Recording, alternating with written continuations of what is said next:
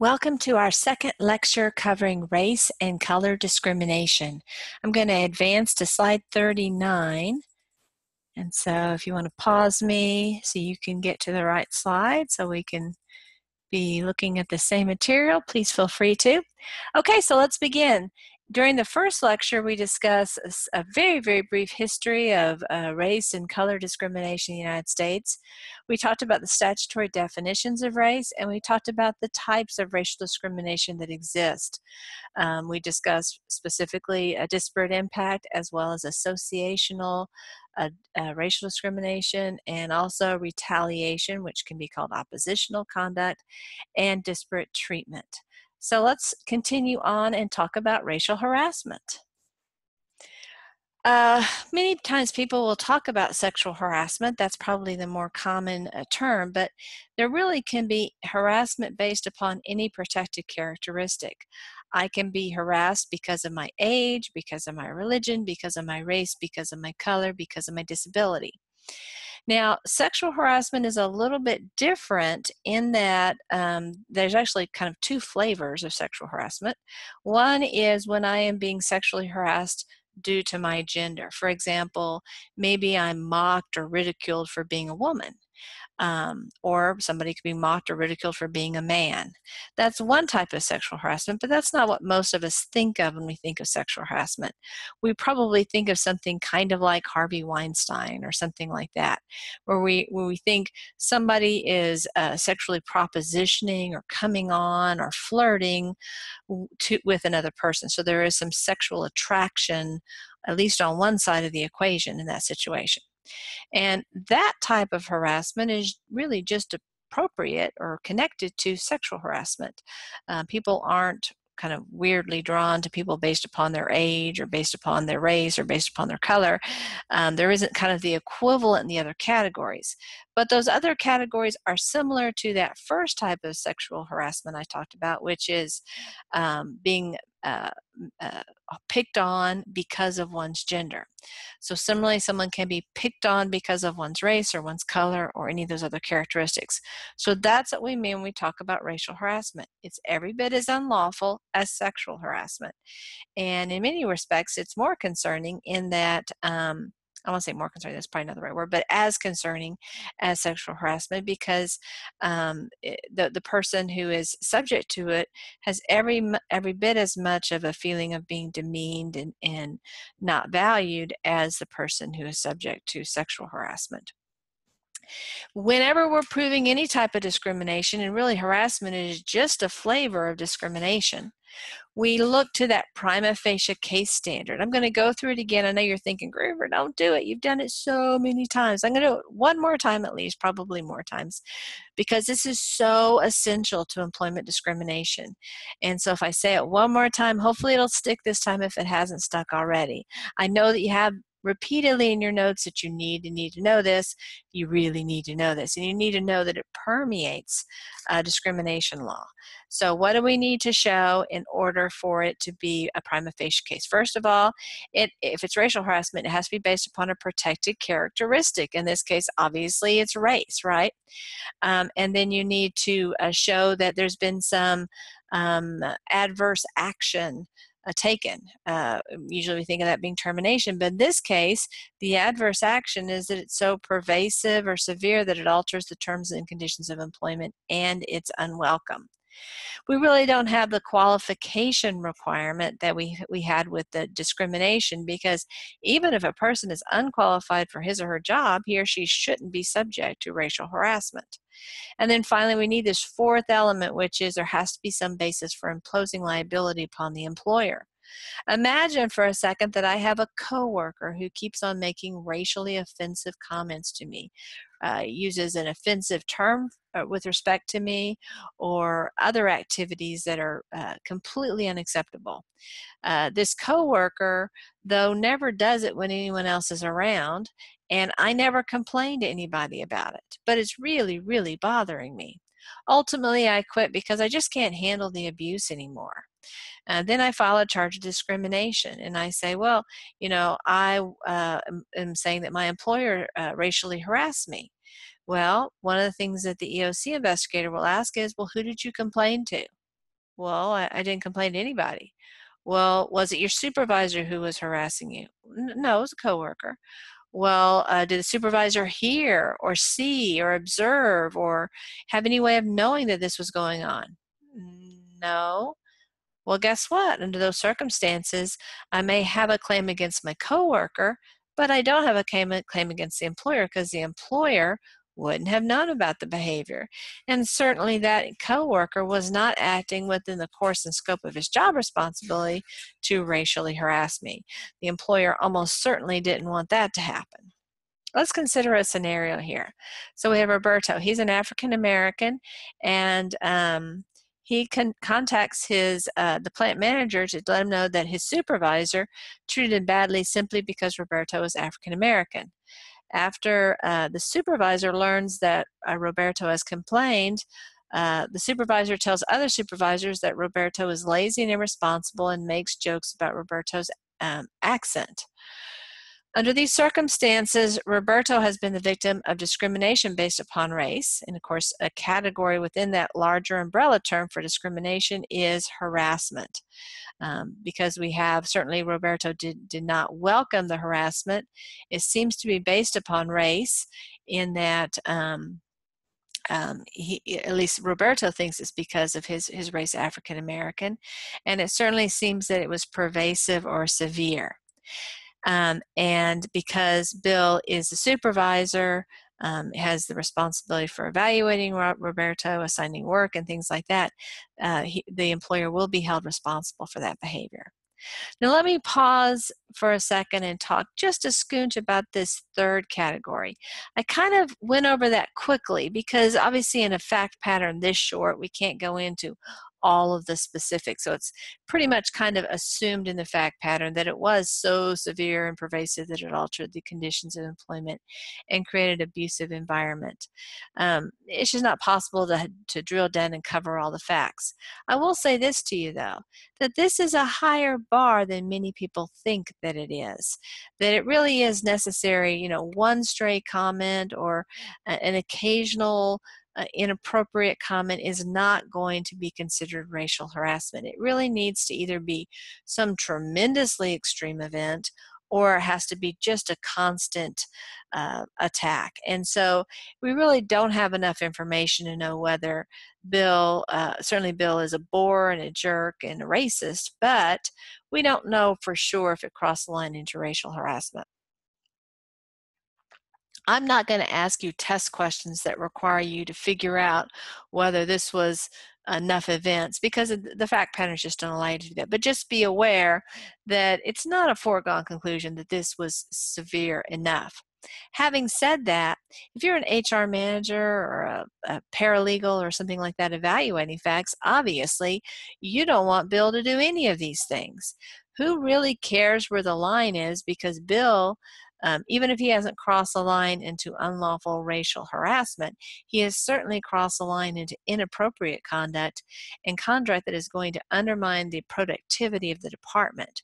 So really the question of whether Bill broke the law or not, you don't even get to that question.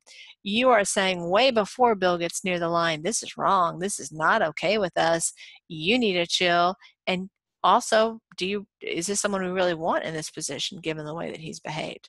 So in a way, it's not so important as the HR manager that you know exactly where the line is because you want to stop this behavior well before you even get close to the line.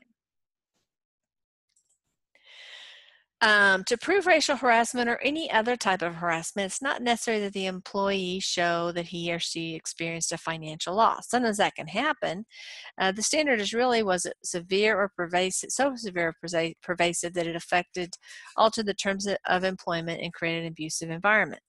Now, it's possible the employee has suffered a financial loss. Perhaps he's quit the job or she's decided to move to another department to avoid the abusive environment, and in the other department, she's earning less money. So it could have caused a financial loss, but in many cases, in harassment cases, there isn't a financial loss, and that is not a requirement under the statute. And that's not even a requirement as in a racial discrimination case.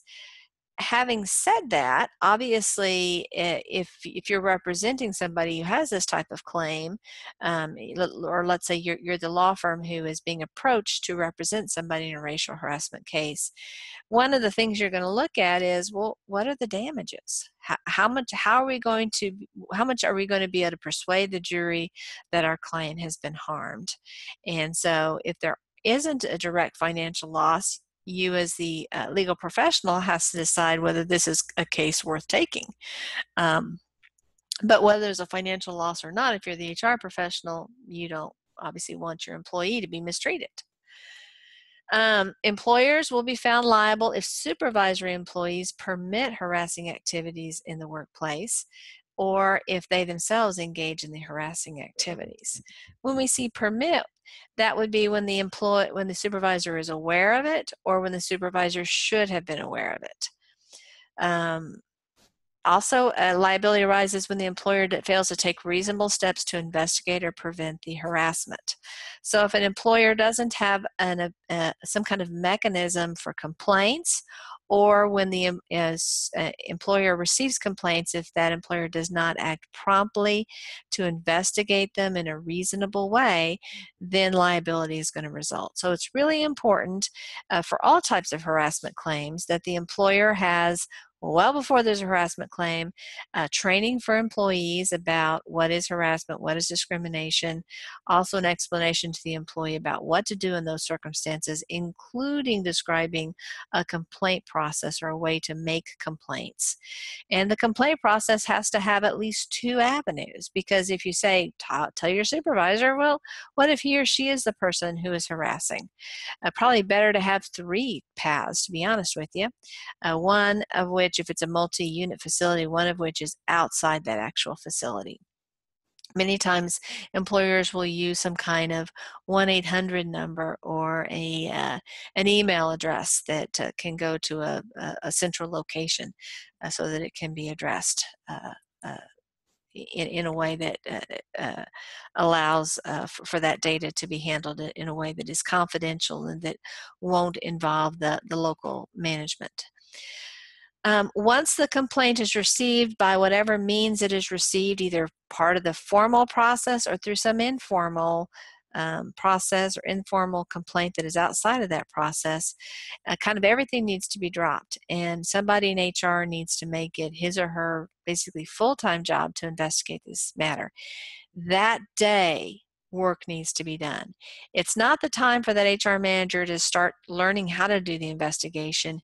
He or she needs to hit the ground running, to interview folks, to get it resolved, to get it begun as soon as possible, and to get it resolved as soon as possible.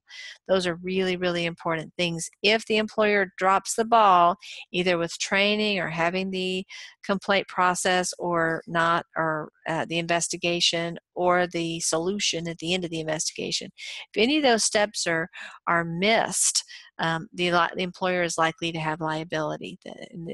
But when the employer has all those steps working well, the employer in many cases will be able to avoid liability even when there has been real harassment.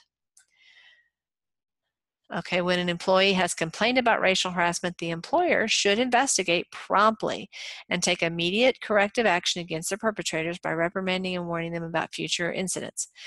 The level of discipline is going to vary. It may well be appropriate to terminate people, depending upon the situation. Sometimes a lesser penalty can be appropriate, but you certainly want to do at least as much as necessary to ensure that the behavior is not going to continue. If you decide not to terminate the individuals who behaved inappropriately, if you find that they did behave inappropriately, then you have to regularly get back with the person who made the complaint, touching base periodically. Hey, how are things going? Hey, just wanted to see how you were doing. That type of thing. And you want to document those times. It doesn't have to be a heavy, serious conversation, but you do need to talk with them confidentially to make sure there aren't continuing issues. You should do that. You should have that follow-up even when you do decide to fire the perpetrators, because sometimes the perpetrators can have friends in the department who may not be happy with how this particular matter was handled. So you have to consider, even in termination situations, how you're going to proceed going forward. Another issue that can happen pretty often is that you may conclude your investigation and not be able to tell whether it really happened or not, or maybe you know what happened, but whether it was really motivated by some kind of racial animus or not. And so you decide to kind of say, we don't know. That's not an uncommon result, and that's okay. You have to have done a thorough investigation, but if that's where you end up, that's okay. Um, in that case, you need to retrain everybody. Certainly the people who are alleged perpetrators, that's a for sure. Probably the victim, although it's not a penalty for the victim. It's just, hey, thanks for coming forward. Let's just go through the process one more time so it's fresh for you. And then very likely the whole department, so that everybody's eyes can be open and be aware of the issue. And then you need to probably also cover with the perpetrators, even if you're not sure that their behavior crossed the line, saying, hey, if you do this in the future, even if you didn't do it this time, this is your final warning. Whether or not you did it, we've had this conversation. Next time, it'll be a different conversation. And so you make sure that that has happened. And then again, especially in cases where the person is continuing in their job and they haven't been disciplined, it's really, really incumbent to regularly touch base with that complainer and make sure everything is going okay. An employer can avoid liability for racial harassment by showing that it took prompt, corrective, remedial action to address the situation. That is true. And that's not true for all racial harassment, but if the harassment was not done by a supervisor, that's when it's an okay way to do this. Of course, if the allegation is the supervisor is harassing, that doesn't mean you still don't investigate. It just means that you can't completely remove liability. Even though if you find that there really is evidence of a racial harassment, so even though you can't completely escape liability, it's really good for you to know about the incident as soon as possible so that you can address it. And because obviously if you cut off the harassment early on, whether you decide to keep the supervisor or not, you're significantly reducing the liability that the employer has. So it's a good thing whether for you to promptly investigate whether it's supervisor harassment or coworker harassment, or even third-party harassment like client or customer. Let's consider the scenario. Mary was racially harassed by a coworker. Again, Mary could be of any race, so this racial harassment theory could apply if Mary were Vietnamese or Native American or Caucasian or African American or any other race that might exist. Anyway, so Mary was racially harassed by a coworker. Her employer responded immediately by investigating, reprimanding the harasser, and conducting department-wide meetings to discuss the company's policies on racial discrimination. Under these circumstances, the employer has no liability because the employer acted reasonably when notified of the racial harassment. So this is a good outcome for everybody. Excuse me. Mary is no longer in a racially harassing environment. The coworker has been trained and it now hopefully understands what's appropriate and what's not, and hopefully will align his or her behavior to that expectation. And the company has educated other people in the workplace who may not have been fully aware of the policy. Finally, the employer has managed its liability. So everybody's ahead in this scenario. The courts have generally recognized repeated demeaning racial statements as constituting sufficient proof to hold the employer liable for racial harassment. Again, this would be if this is done by a supervisor or done in the presence of a supervisor, or so I mean it wouldn't just be under all circumstances, but if it's done by the right person under these circumstances, it absolutely could be racial harassment. I want to mention this, though, that rudeness is not harassment. There is no protection in the law against having a rude boss or a jerk boss or a unpleasant boss or a swearing boss or any of those things. If a boss is an equal opportunity jerk, there is no violation of the law. On the other hand, if the boss is just rude to women or just rude to African Americans, or just rude to Presbyterians, or just rude to disabled people, that's when he's crossing the line or she's crossing the line into unlawful behavior. But simple rudeness is not a violation of the law, and it's not considered harassment. So how do we evaluate what's harassment? And when we talk about sexual harassment, I like to use the example of an Amish person who has led a very sheltered life, who moves to the big city, who gets a job in a warehouse where many of the workers are a little bit more playful or salacious, we'll say. There's pinups on the walls, there's pretty salty vocabulary, lots of off-color jokes. And this Amish person is very surprised and offended and uncomfortable with this, even though the work environment probably isn't that unusual compared to others. That person is genuinely uncomfortable.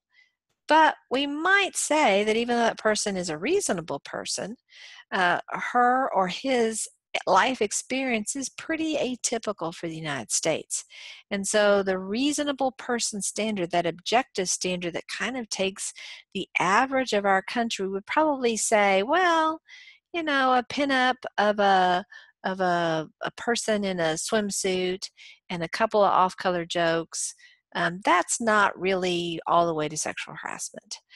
Even though we don't doubt that this Amish person was very offended and very uncomfortable, we're going to say the objective standard, it didn't cross the line.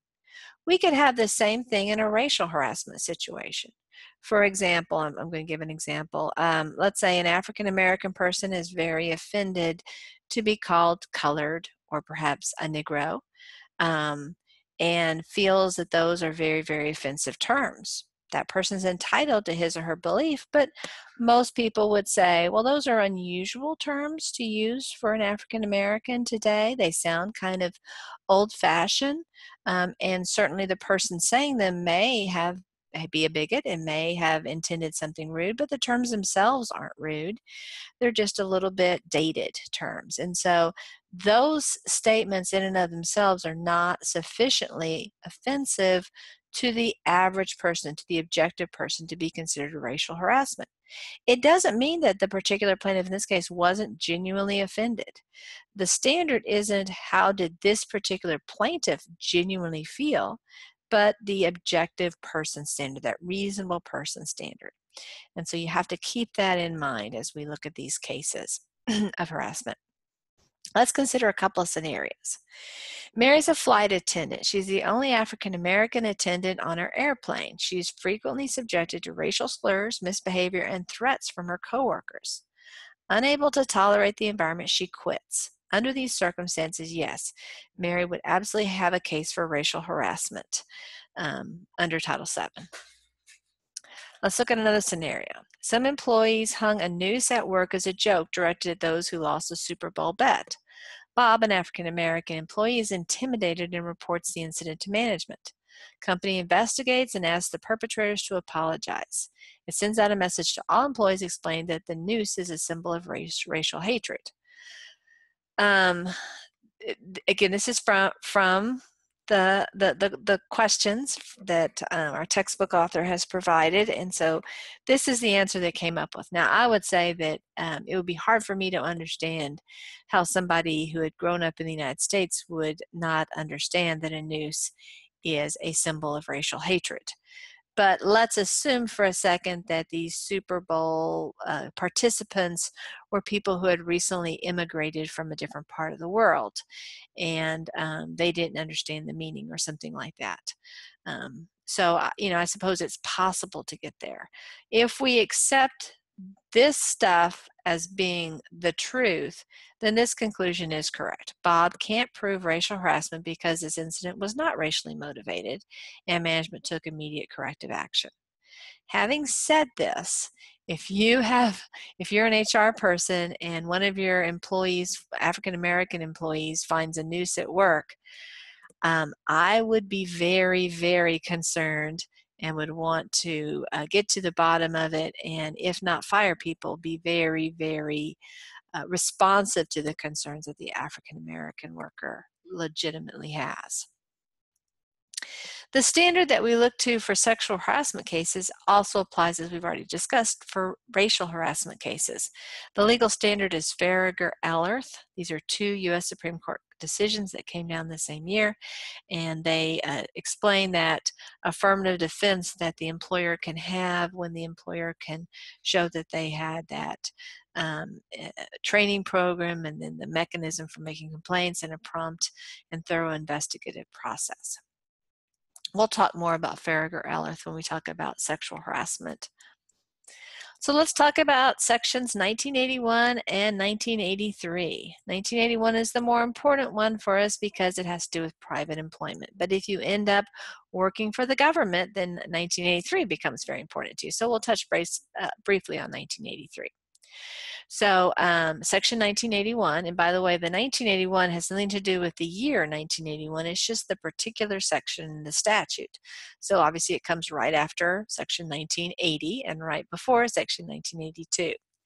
Anyway, this section applies to race-based claims, and it allows claimants, in other words, the people who feel like they've been subject to discrimination based upon their race, and employees who are subject to intentional discrimination to sue for damages. So Section 1981 does not work for a disparate impact case, just for a disparate treatment.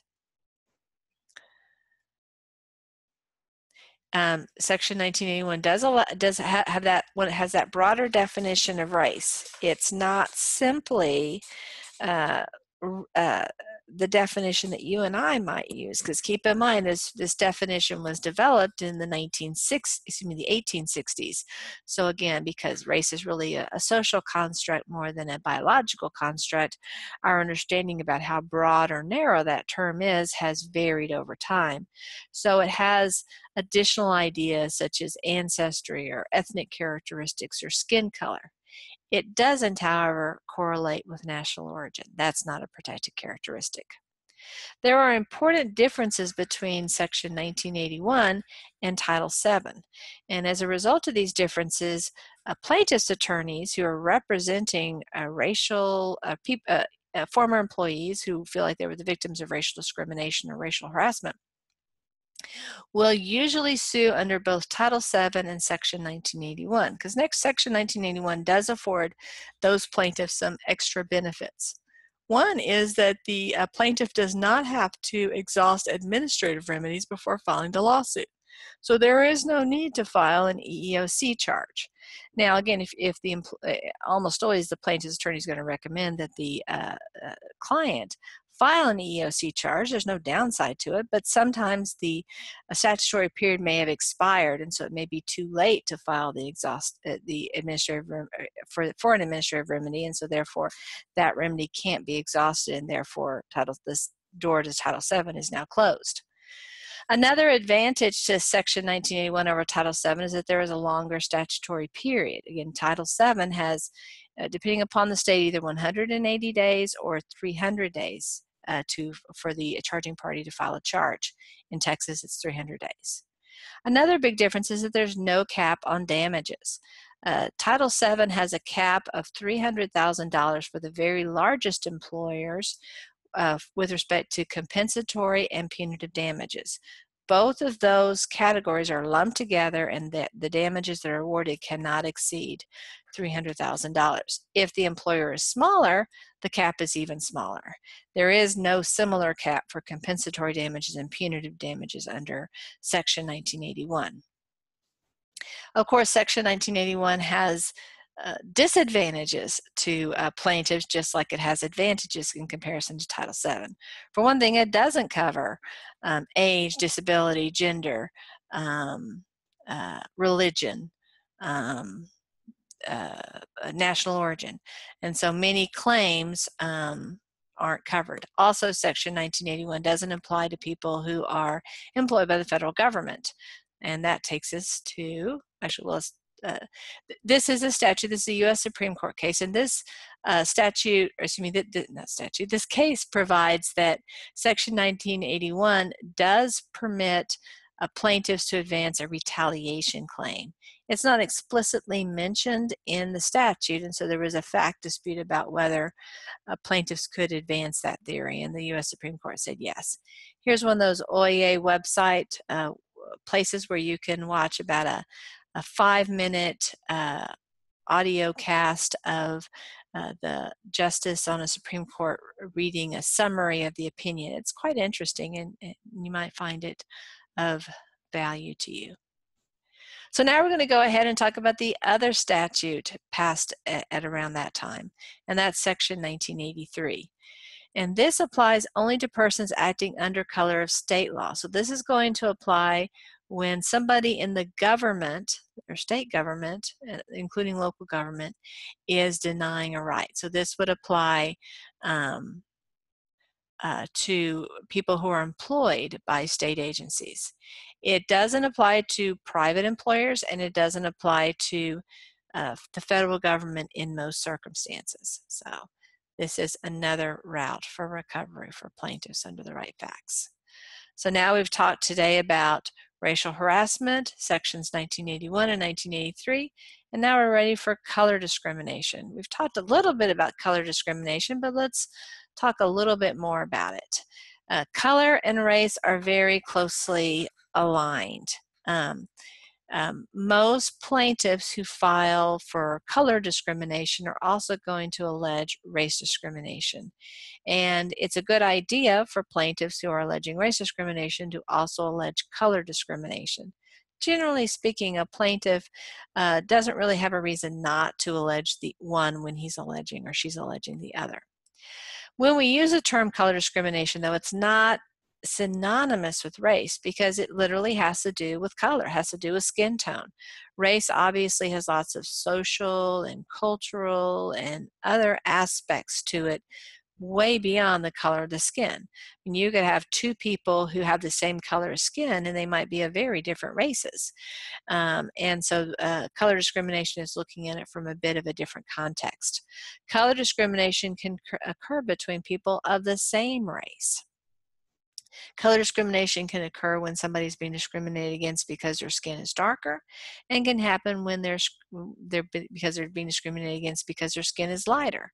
Or even could be another characteristic. For example, let's say a person has a pigment issue. Maybe they've lost some of the pigment on their skin and they're being discriminated against on that basis. So there can be lots of different issues relating to color discrimination. So how do we prove, or how does the plaintiff present a prima facie case of color discrimination? Well, it's the same way we've talked about before. This person has to prove they're a member of a protected group, they're a member of some racial group, or I guess you could say some color group. I mean, their skin has a color, whatever that color might be. An adverse action has happened. They were denied a promotion, maybe they were terminated, whatever.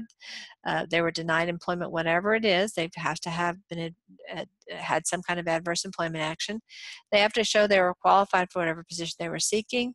And then this last one is the usual piece of evidence that is found. That is that they were replaced by someone outside the protected class, for example, someone of a different skin tone. It can also be some other piece of evidence, but this is the most common. So let's say that I am a dark-skinned African American. I apply for a job, I'm qualified for it, I'm not hired. I've clicked off these three things, and the person who is hired is a light-skinned African American. Well, under that situation, I have met the fourth qualification. Also, if that person were, say, a light-skinned Asian or a light-skinned Caucasian, that would also satisfy this prima facie case. As you will remember, in that analysis, in that McDonnell-Douglas test, the prima facie case is just that first step. Then the employer has the opportunity to explain why. It might be that while I was qualified for the job, I wasn't the most qualified for the job. And Teresa, who actually got the job, wasn't hired for the job because her skin tone was lighter than mine or darker than mine. It was because she had better credentials than I did. And then I, the plaintiff, had the opportunity to show that the reason given by the employer is a pretext. So we have this 1, 2, 3 path when we're talking about the prima facie case McDonnell-Douglas analysis. Let's look at a couple scenarios here. So Mary's a light-skinned African American. She manages a cosmetics department. She doesn't promote Susan, a brown-skinned African American who's eligible for promotion, because Mary thinks customers prefer lighter-skinned consultants. Under these facts, Susan does have a claim of color discrimination under Title VII. Even though Mary, the person who made the decision, is of Susan's same race, Susan was discriminated against because of her color. Always remember that customer preferences are not a lawful reason to make these types of decisions. Let's consider the next scenario. Maria is a brown-skinned Latina who works as a waitress. Maria is later assigned to the night shift, and Juliana, a light-skinned Latina who is a new employee at the diner, replaces Maria in the morning shift. When Maria complains about this, saying, well, only new employees who are in training are assigned to the night shift, the manager says he's willing to reconsider the decision if Maria can improve, whatever that means, her complexion. Under those circumstances, Maria can bring a claim of discrimination if what the supervisor meant was Maria could lighten her skin tone under those circumstances. So that would be a case of color discrimination. So here are some things to keep in mind if you are the line manager or the HR manager. Number one, take all reports of racial discrimination, including racial harassment, including racial associational discrimination. Take all those complaints very seriously. Have them promptly investigated and take appropriate disciplinary action. Doesn't have to be termination, but in many cases it will. Work with your employees to help resolve interpersonal conflicts. Race is a very challenging issue where people have strong feelings and a great deal of sensitivity, and sometimes people can rub each other the wrong way. A lively discussion of a political issue can become unpleasant and uncomfortable very fast, and people can misinterpret and misunderstand each other. These are very, very sensitive issues, and so having a deft hand and an understanding of both perspectives can be so helpful in resolving those issues. The main thing is respect across those differences. We're not going to have that kumbaya moment where everyone agrees with the other person, but we can say, even though I don't agree with you, I understand that you're a human being who has worth, and I need to work with you in this particular aspect of our lives here at work, and so I'm going to treat you with courtesy and respect, and I ask the same from you.